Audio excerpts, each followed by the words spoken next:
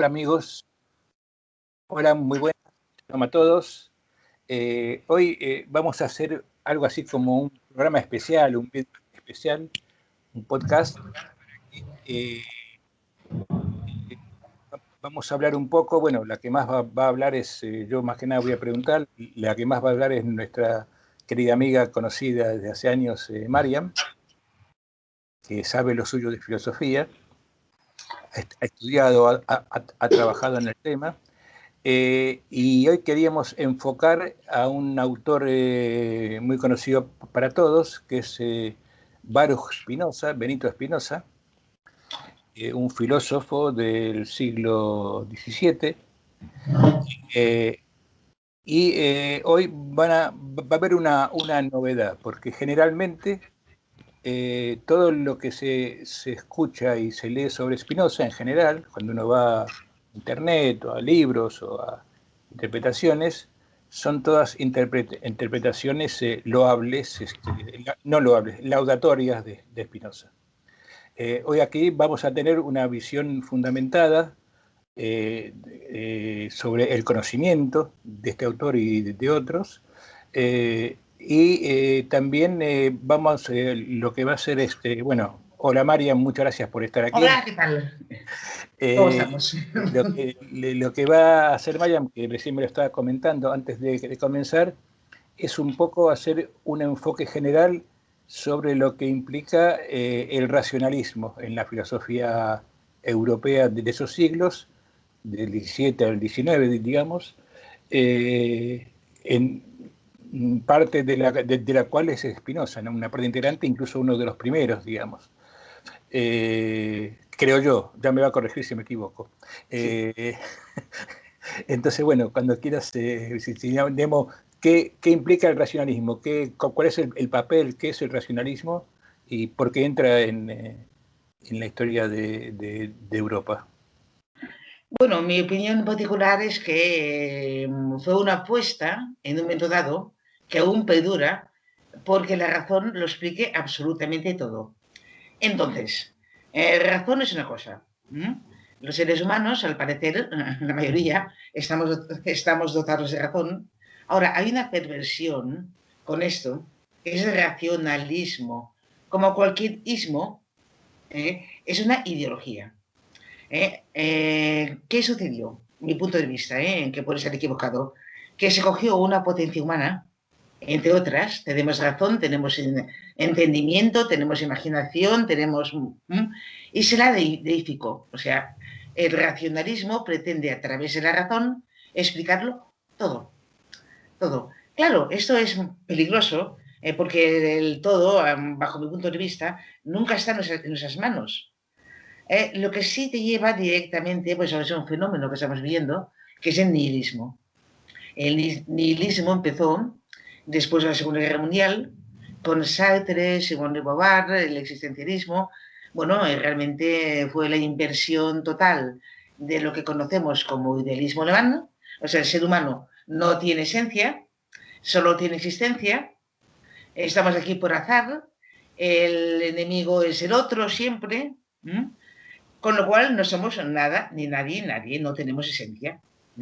Bueno, eso es consecuencia del racionalismo. Quitamos la razón y nos queda la existencia, existencialismo. A partir del siglo XX, que fue el siglo del existencialismo, pues tampoco hemos avanzado mucho. Estamos ahora viviendo lo que se llama en filosofía el fin de la posmodernidad, que es heredera del existencialismo, y no hemos avanzado. A ver que yo sepa, quizá me equivoque, en filosofía no se ha avanzado nada. ¿Por qué? Porque filosofía es pensar fundamental el mundo.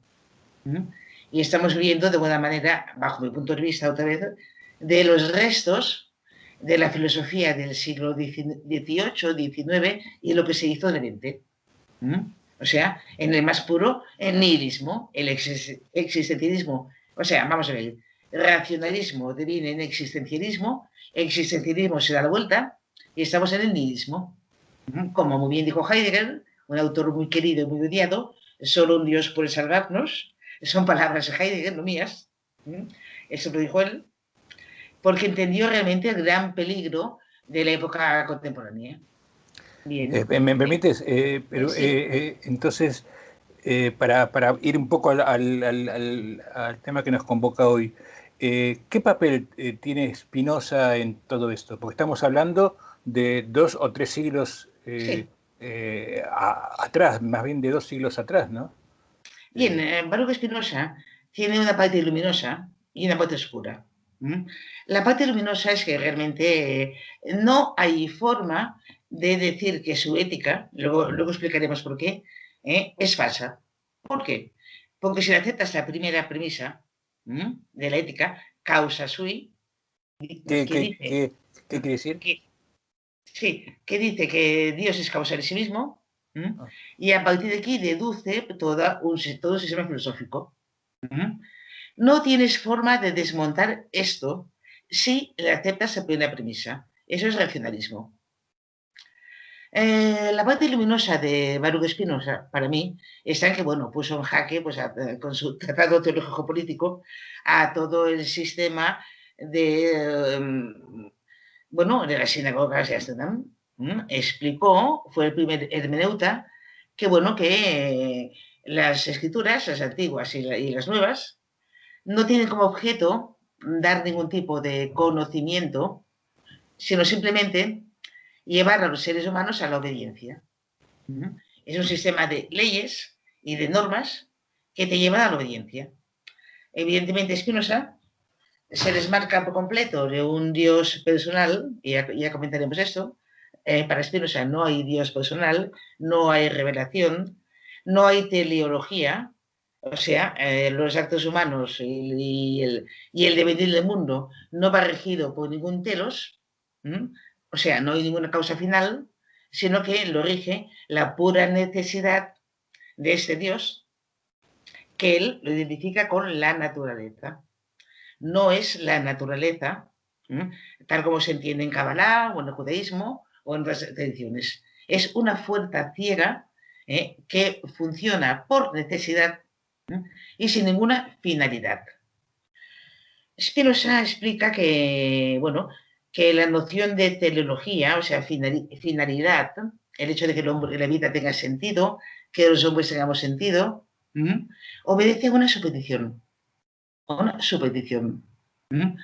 Predicamos a Dios que tiene voluntad cuando no la tiene, predicamos, según Spinoza, predicamos al ser humano que tiene libre albedrío y no lo tiene, según Spinoza. Y todo el juego que hay en el universo es simplemente una cuestión de potencia de la fuerza creadora ciega y sin voluntad, que es este Dios sibe natura, y luego los humanos, que no somos nada más que modos de expresión de esta fuerza, nos regimos por lo mismo. Hay ahí detrás una teoría de las pasiones, una llamada ética y una política. Bueno, me, estoy me, hablando me, mucho. me, me, me, Preguntas. sí, no, una consideración. No, que llama la atención que él llegó a estas conclusiones, digamos, más vinculados a las ideas griegas más que las judías, ¿no? El hecho de que no hay ninguna, que no hay ninguna finalidad, sino que todo se repite cíclicamente, y bueno, también de otras religiones, pero que él se formó justamente en la Torá y en el Talmud, sí, se formó concienzudamente, fue un estudioso, bueno, un estudiante, y además todos los ejemplos, por ejemplo, en el Tratado de Teológico Político, toda su argumentación está fundamentada sobre la Biblia judía, sobre el Sí, Tanaj. Es decir, él en esos escritos que se llaman, digamos, sagrado, por así decirlo, él monta toda esta estructura ajena, digamos, en lo que a la religión se refiere, en cuanto incluso a la filosofía, ajena a la concepción judía, ¿no? ¿Cómo se puede explicar esta, sí, vamos a ver. Spinoza fue muy mal visto por su comunidad. Aún no obviamente, había, sí, sí, sí, lo echaron, o sea que. aún no había publicado nada, porque si mal no entiendo, toda su obra se publicó después de su muerte pero ya andaba el hombre hablando demasiado. Y decía cosas que evidentemente a los rabinos ortodoxos de Ámsterdam pues no caían bien. A ver, si va y le explica a un rabino ortodoxo que no hay Dios personal y que bueno, que el Tanaj simplemente es un conjunto de leyes para que las tribus obedezcan, evidentemente, pues... y bueno, y aparte que tenía amistades muy mal vistas por parte del rabinato, gente cristiana, gente atea, gente agnóstica, intelectuales de época. No, y O sea, cristianos. sí, andaban malas compañías, según diría el rabino.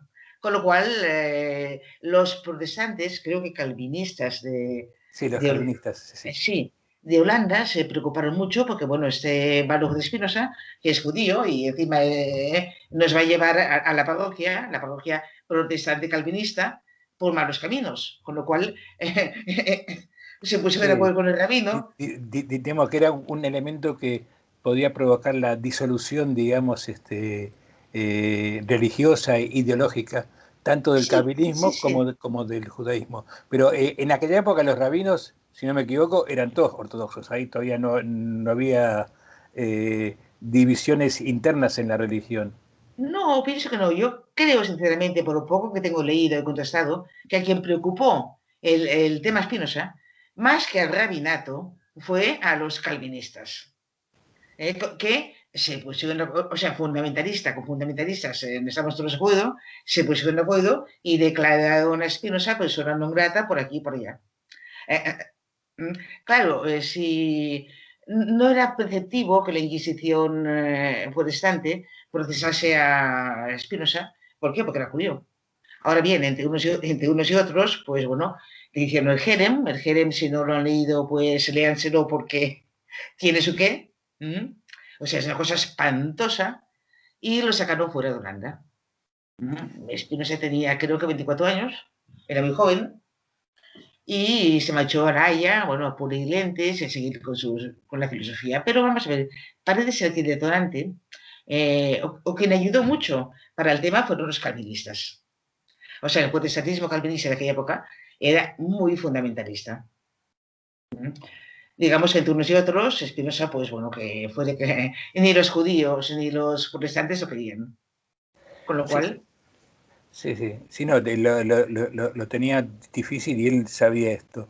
Ahora, resulta curioso cómo este señor que se educó como judío, que luego basó sus hipótesis, bueno, y sus certezas, para él eran certezas, en la literatura antigua, judía y rabínica, eh, así se transforma con el tiempo en un adalid de eso que tú hablas al principio, del racionalismo, y se puede decir algo así como un gran inaugurador o portón de entrada de la modernidad en la filosofía, ¿no? sí, sí, sí, sí, justo, justo. Realmente, o sea, debajo de todo lo que hemos vivido después, está la sombra de Spinoza.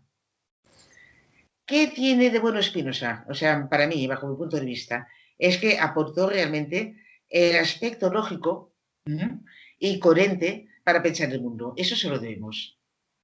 Ahora bien, yo no sé si un ser humano puede encajar dentro de una ética geométrica demostrada. Él intenta explicar lo divino y lo humano en base a una geometría. Sí, sí. Claro, sí, Bueno, de hecho el libro se llama, el título completo de ética su libro moral principal, geométrica, sí. Ética demostrada según el orden geométrico. Exacto. Mi pregunta siempre ha sido, señor, desde que lo conocí hace muchos años, señor Espinosa, si yo no le aceptase la primera de la ética, o sea, la primera que habla de Dios, causa sui. Bueno, ¿y usted cómo lo sabe? ¿Cómo lo demuestra? Porque de la causa sui sale todo como el árbol de la ética. ¿Mm? Eso es indemostrable. Lo pone como axioma y vale que nadie ha podido pensar más profundamente que Spinoza realmente cuál es el primer principio. La cábala, hasta donde la conozco, también de alguna manera va por aquí. Habla de una especie de causa sui, que un sinsum, etc. Spinoza no habla de causa sui, de sinsum, perdón, de sinsum, pues de causa sui. ese ser que es sustancia, que es imposible que no exista, y que tiene infinitos atributos, de los cuales los humanos, que somos muy desgraciados, solo conocemos dos, que son pensamiento y extensión, pero según Spinoza hay infinitos atributos de Dios, o sea, la sustancia. Solo conocemos dos. Dime, Raúl, dime. No, termina esto, después te pregunto algo. No, que solo conocemos dos. Vale, el atributo pensamiento es el que compartimos de alguna manera con la sustancia, y extensión es un modo en el cual estamos en el mundo. Los humanos somos modos de la expresión divina. Evidentemente, no hay inmortalidad. La sustancia, la naturaleza, o sea, Dios, como quiere llamarle, se expresa generando unos modos, que son los humanos, que tampoco tenemos finalismo, ni tenemos ninguna finalidad. O sea, crea porque es su potencia, porque es su forma de ser. Pero no tiene intención ninguna de generar, yo qué sé, a una María, a un Raúl, nada, ninguna. Va generando modos según su necesidad. Y luego los modos que están aquí en la Tierra, bueno, interactúan unos con otros también según necesidad. O sea, Spinoza niega totalmente el libre albedrío humano. Claro, eso lo enfrentó pues, a los calvinistas y a los rabínicos de la época. Lo niega totalmente. No somos nada más. Sí, Sí, dime, dime. no, estaba reflexionando, estaba pensando, si no crees que digamos, más allá de las razones que él da, que uno puede estar, aceptarlas o no, yo también, digamos, como tú, creo que el racionalismo se queda corto, ¿no? Para explicar. Pero lo que yo creo que él sí aportó, incluso dentro del judaísmo, aunque siglos más tarde, no en ese momento, aportó una frescura en el análisis, Ah, sí. un desparpajo en el análisis, enfrentar que de hecho él cita siempre, en cada página cita al menos uno o dos versículos del Tanaj. En el Tratado Teológico Político se lo pasa todo el tiempo Sí, sí, citando sí. versículos. Y entonces él lo que abre es esta frescura que se hizo más tarde, incluso un siglo, 2 siglos más tarde, ahora mismo, que permite, que fue seguido por muchos judíos que siguieron interpretando los escritos de la Torá y del Tanaj en general, con mayor libertad, digamos, ¿no? Y con mayor prescindencia de las rigurosidades del Talmud y de la Halajá, ¿no? Y entonces, en ese sentido, claro, desde un punto de vista rigorista, él es un transgresor absoluto, ¿no? Pero desde el punto de vista del análisis, si querés, incluso científico, desde el punto de vista de la investigación bíblica que se está desarrollando ahora a partir se puede decir, del siglo XX, creo que esta visión tan desprejuiciada, digamos por así decirlo, Sí. creo que, bueno, es digna de mencionar, ¿no? Ah, sí, bueno, hay una palabra judía que me gusta mucho, que es la juspá. La Jutzpah, juspá. sí, sí, O sea, Spinoza tuvo es la juspá total. insolencia, el atrevimiento, digamos, ¿no? Que Y eso está, lo suyo le costó, pero se animó a hacerlo, ¿no? sí, sí, eso está muy bien. O sea, realmente abrió un camino para todo el mundo. A ver, yo lo que le critico a Spinoza, a ver, se lo critico desde el punto de vista de una persona que vive 300 años más tarde, o sea, que tampoco es criticable. Es que vamos a ver, ¿cómo va a meter usted todo el universo en una fórmula geométrica? Pero bueno, lo hizo. Y es un monumento para el pensamiento humano. ¿Eh? Bueno, no es el único que dice que las matemáticas están en la base del universo, ¿no? Sí, ya lo sé, hay más. O sea, realmente Leibniz iba por esta línea también. El mundo es cálculo de Dios. Einstein también iba por esta línea. Newton iba por esta línea. El problema de Spinoza, para mi punto de vista, es querer cerrar el círculo con el concepto geométrico.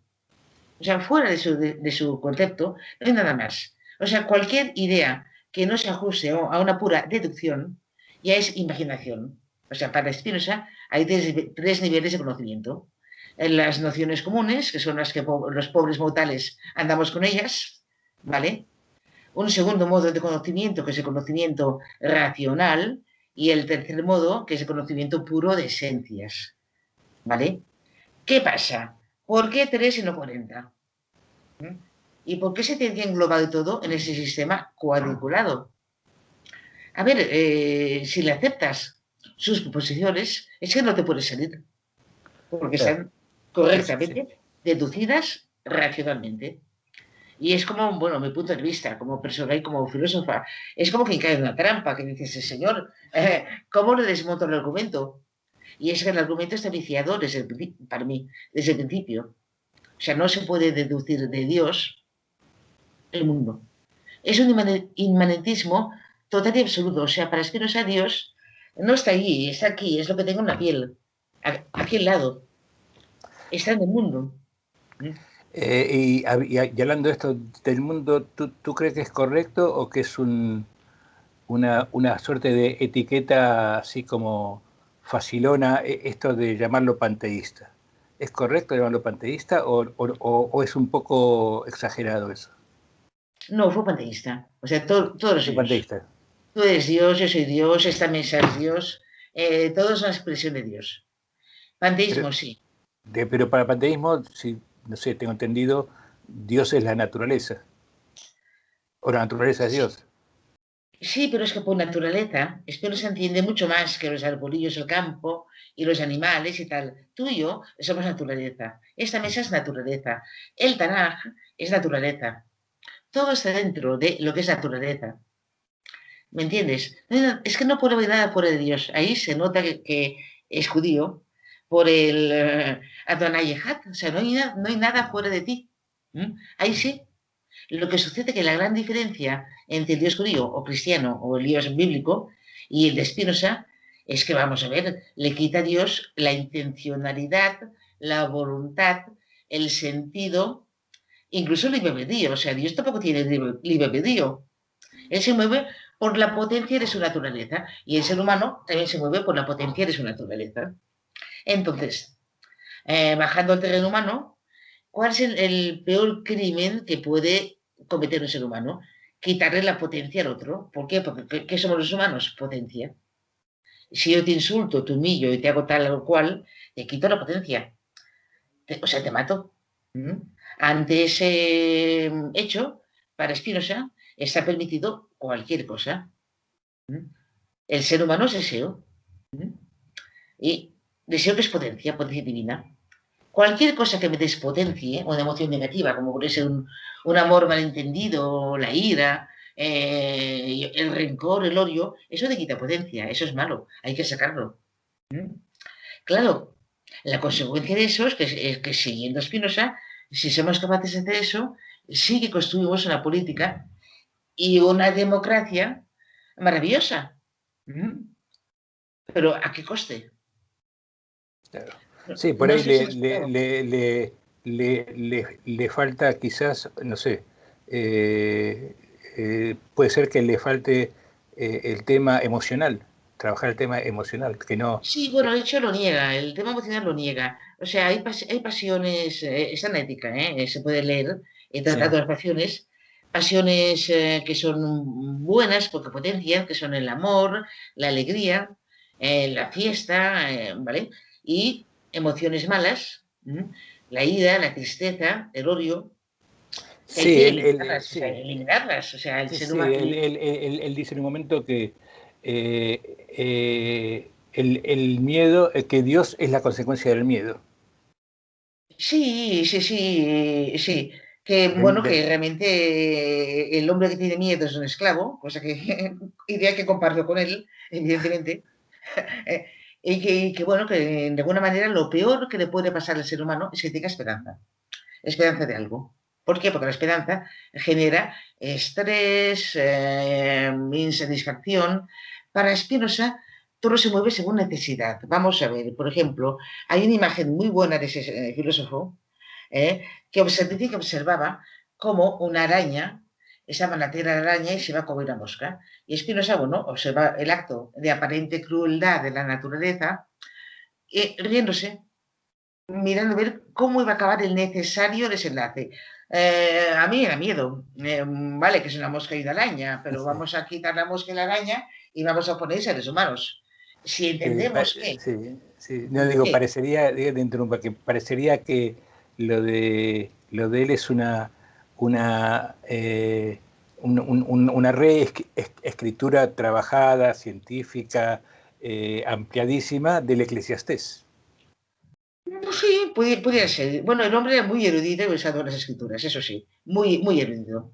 Lo que no sé yo, siempre he pensado que Spinoza por ahí me perdone si me equivoco, que supongo que me equivoco, como siempre, que de alguna manera le sentó muy mal el Jerem. Claro. Y dijo, no para menos. vais, no para menos, vais a ver, ¿vale? Porque es que no creo ni siquiera que Spinoza se crea muchas cosas que dice. O sea, ¿cómo puede actuar Dios por necesidad y sin voluntad y sin amor? O sea, realmente Dios no ama. ¿Por qué? Porque el amor es una pasión. Y la sustancia, no hablamos de Dios, la sustancia no tiene pasiones. Ni nos ama ni podemos amarle. Lo único podemos tener, él le llama amor intelectual. Entender sus leyes, entender su forma de proceder y, bueno, amor, sí, filia intelectualis, creo que le llaman en latín, un amor intelectual a esa sustancia que se mueve según necesidad, que no pretende nada, que no va a ningún sitio, que no tiene ninguna intención. Yo no puedo amar esa cosa. Ahora te pido que te juegues. Que te juegues. ¿Cuál es tu punto crítico de él? O sea, ¿qué es lo que le criticas a Spinoza? Ay, vamos a ver. ¿Y por qué, claro? Sí, yo le preguntaría a Spinoza si lo tuviese delante. Le diría, ciega herética. Y hablemos un poco. Vale, la causa sui te la acepto, porque de otra manera no me explico ningún tipo de Dios. O es causa de sí mismo, o bien ya no entiendo nada, que tampoco entiendo nada, pero bueno. Ahora, explícame de dónde sacas, que lo razona en ética, que esa sustancia, ese Dios, no tiene voluntad, no tiene teleología, crea por pura necesidad, pero que no tiene intención de nada. Y que, en consecuencia, los moros humanos tampoco. O sea, predicar de un modo humano que su vida tenga sentido, Spinoza se ríe. ¿Me entiendes? O sea, eso de ser a imagen de Dios, nada que ver. Sí, no, sí, y tanto que somos su imagen. Si hablamos de un Dios que no tiene voluntad, ni libre albedrío, ni claro, celos, es verdad. nosotros, los humanos, los modos humanos, somos su imagen. Totalmente. O sea, todo tiene su lógica, eso. ¿Tiene su qué? ¿Tiene su qué? Claro, evidentemente. O sea, lo que hace de alguna manera es quitarle a Dios todo el atributo de el componente místico y religioso y personal. O sea, realmente estamos hablando de una sustancia impersonal que todo lo permea, que no va a ninguna parte, que crea por necesidad. Digamos que no hay un fin de crear un mundo mejor, digamos. No, para nada. No hay teleología. Ni para él, ni para nosotros. Y bueno, ahora un poco para un poco así firmar esto, ¿cuál fue la consecuencia directa? ¿Cuáles fueron ¿Tuvo alumnos él? ¿Tuvo alumnos directos que lo siguieron, filósofos? No, porque creo que no aparecen. Se carteó mucho con algunas personas y algunas sí que se le puede decir que se aprendió de él. Sé que los nazis, cuando entraron en Holanda, fueron a buscar escritos de Spinoza. Bueno, mucha gente. Realmente, sí, realmente que discípulos no tuvo, porque se negó a ser profesor. Sí, claro, sí. Sí, con lo cual tenemos los textos que escribió. O sea, que yo sepa, no tuvo alumnos. Ahora, mucho más tarde se le descubrió y bueno, yo creo que la glosa espinosista actual es una justificación del nihilismo contemporáneo. Qué fuerte eso, ¿eh? Sí, eso es de mi cabeza, o sea, no va a ninguna parte, no va a ninguna parte. Pues yo creo que sí, que No, la no. afición espinosista actual es como te ¿ves qué razón tiene Spinoza? Si no vale la pena nada, porque todo está hecho según necesidad y no hace falta que nos movamos. O sea, la araña viene, se come la mosca por necesidad, yo me la miro y Sí. justifica mucho la barbarie de los últimos 200 años. No hay ni bien ni Mi mal, punto de digamos. vista, ¿eh? ¿Dime? Es eso, que no hay ni bien ni mal. Ah, no, no, no, no. El mar es una idea inadecuada. Buah. Sí, sí, bueno, es que pues no es por ese punto. El mar es una idea inadecuada. Realmente, si tuviésemos ideas, un conocimiento al tercer nivel que habla Spinoza, veríamos que no hay ni mal, que todo se vuelve con un mecanismo. Y digo mecanismo, no digo organismo, ahí está lo fuerte. Mecanismo según necesidad. Claro, la diferencia entre el organismo y el mecanismo es que el mecanismo es una máquina y el organismo tiene sentimiento, tiene vida. ¿Mm? Claro, Spinoza me está mostrando un mecanismo, ¿vale? Está muy bien hecho, el reloj funciona muy bien, ¿vale? Pero, ojo, no es un organismo. Voy a seguir, ya que nadie me oye, es una filosofía para mí de un lado absolutamente, pues, destructivo y nihilista. Hay mucha gente que se coge Spinoza y diciendo que, bueno, que Spinoza hubiese dicho, vamos a cantar, vamos a bailar, vamos a... Bueno, también los rabinos hasídicos dicen eso. Bueno, está bien, es un mérito. Claro, pero decir una cosa es que lo hagan y otra cosa es decir lo que haría, que eso nadie lo sabe. Bueno, no sé, ¿quieres decir una cosa más para No, si hay cerrar preguntas, esto? No, era más o menos esto. Lo que quería dar era para los amigos que nos escuchan para ver un poco las bases de su filosofía, un poco que queda claro por qué motivo quedó separado del judaísmo, si bien en esa época, históricamente, eh, coincidía, los métodos más o menos inquisitoriales coincidían en todas las religiones, ¿no?